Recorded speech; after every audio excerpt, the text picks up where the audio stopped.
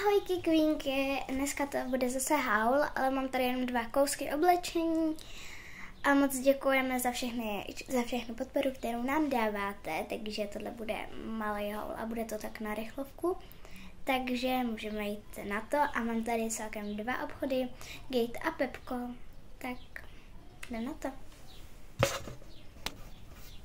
Tak jo, takže začneme Pepkem, začneme Gatem, promiňte. Tam jsem si koupila jenom jedno tričko ve slevě, je to velikost 32. A ve slevě za 98 korun, jakože normálně za 98 a jinak za 68. Tričko.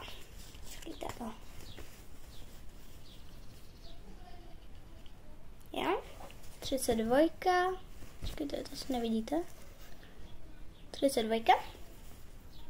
Jo, a tady vidíte 98 tady má stojí a za 68 korun se slevou. Ale i 98 je hrozně málo, tak. Takový tričko a teď jdem na to Pepko. V Pepku máme jenom kalhoty.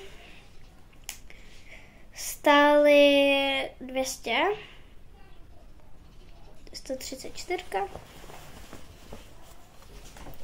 A to nebyly nějak ve slevě. Takovýhle obyčejný.